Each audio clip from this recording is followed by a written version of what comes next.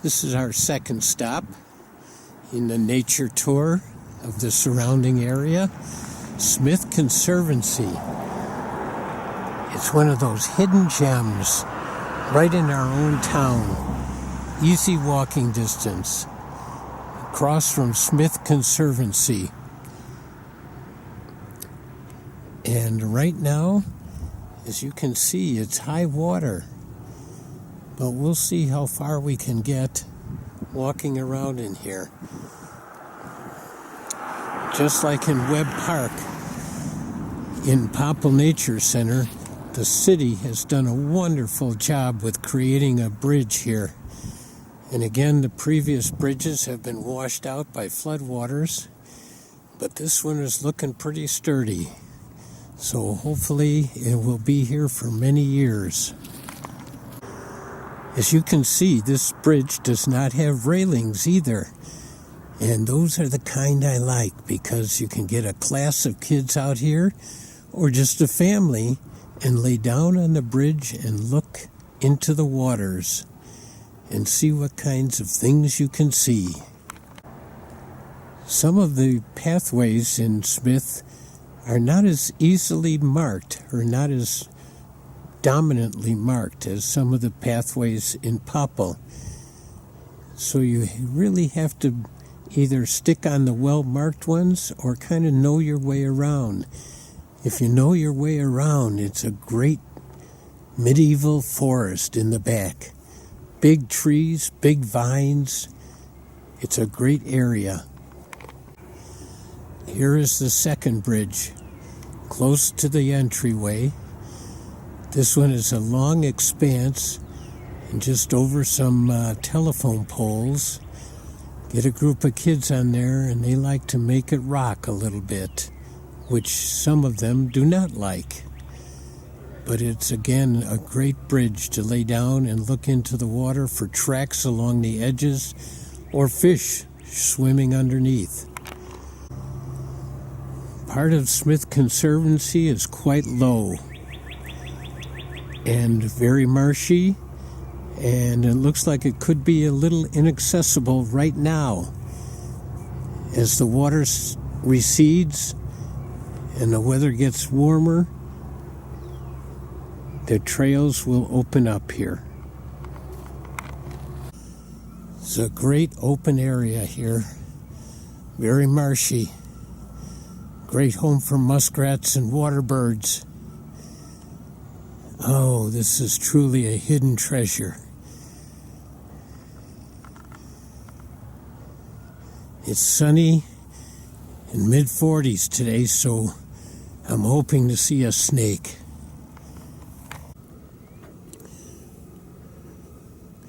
Among all the dust and debris, the little green blades of grass are starting to appear.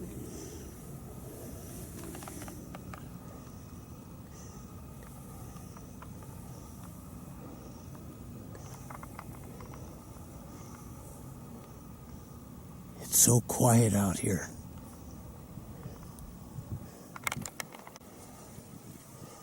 Here we've come to a great log full of mosses over a pond. But I also saw another clue to the life of the log. Right down here is some very old scat. And looks like it might have some bones in it. So it could be from a raccoon, could be from a coyote, a fox, walking across here. Getting to the other side. What a great find. And this pond is just wonderfully small and still frozen, thawed out at the edges, with these big hills and down trees. Oh, what a great place.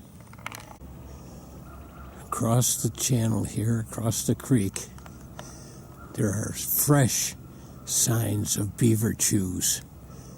Oh my gosh, they were really chewing away at these. What great clues for the beaver's presence. Look at that.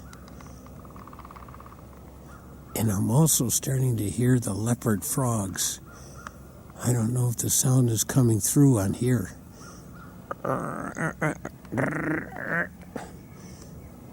That's kind of the sound of them.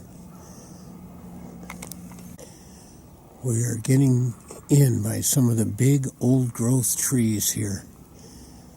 These are magnificent trees. Here's one with a hole in it. It's got to be a home to something. Maybe a raccoon, maybe squirrels. We can only imagine. Oh, and we can make up stories about it too. Yep, I'm hearing more leopard frogs. This is just a very wild, primitive-looking forest back here. It's great. Right now it's very wet. My guess is if it stays warm, there's going to be a lot of mosquitoes around here, but also a lot of other life. Another big tree here. All around here, big trees. Whoa, what a great hideaway this is. Wouldn't it be great to have a trail cam on that, to see what crawls in and crawls out of there?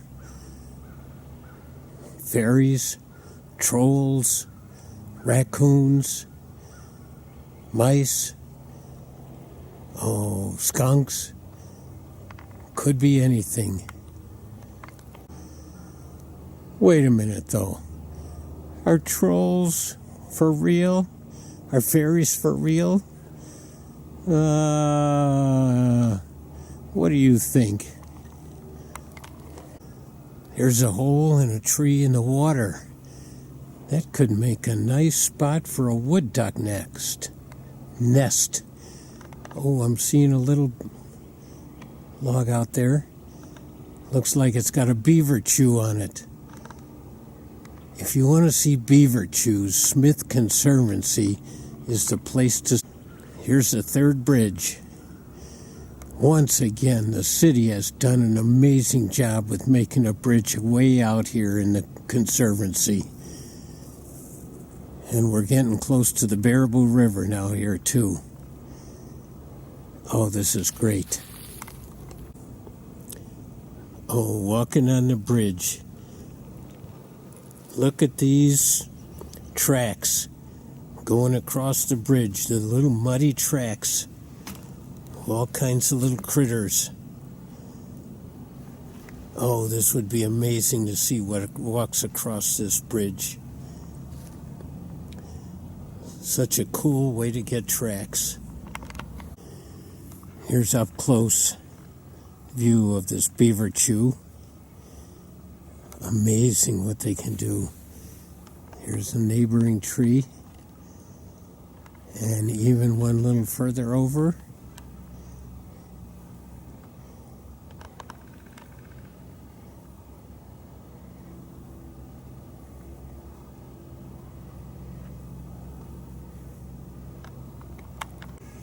Here's an older one. It's been down for a while. What a magnificent old tree. Down.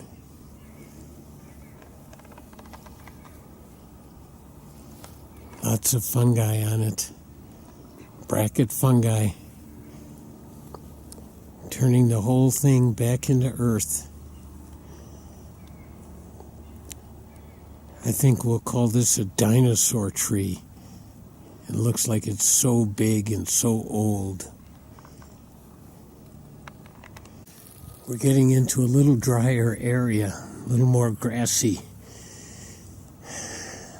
Smith Conservancy and Popple Nature Area are so close.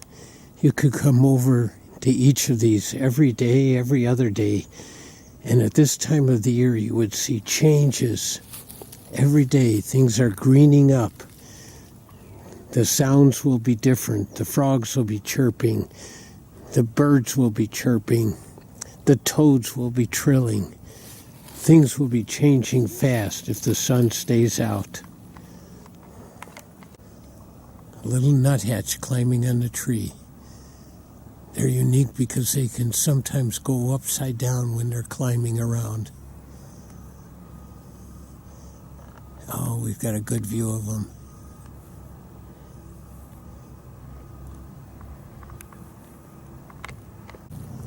Our last bridge. Only this one we don't go over. We go under it. Because sometimes, not all the time, that's a great place to see tracks of all kinds. Oh, yeah. Look at these little tracks.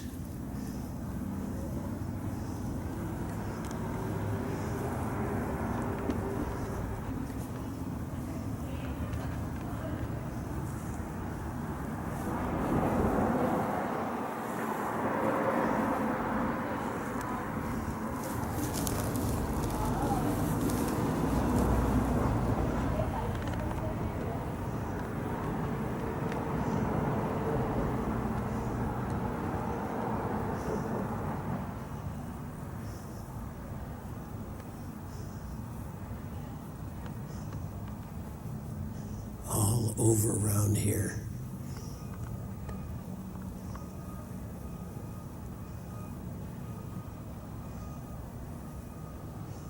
Oh yeah. This pattern right here is a 1, 2, 3, 4 pattern. And that makes me think, because of their size also, that maybe this was a skunk.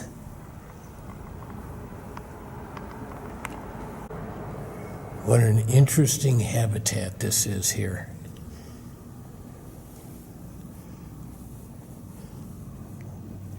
People don't often think of it as a great place to see tracks, but it's wonderful. Smith Conservancy is right across the street from Planky's Pond, which is a wonderful place if you want to bring the kids fishing. It's big enough you can keep your 6-foot distance from anybody else. As you can see, no one else is out here right now. It's a great place to come, have a picnic, do some fishing, do a little running around. It's a wonderful place. Some nice docks to go out on.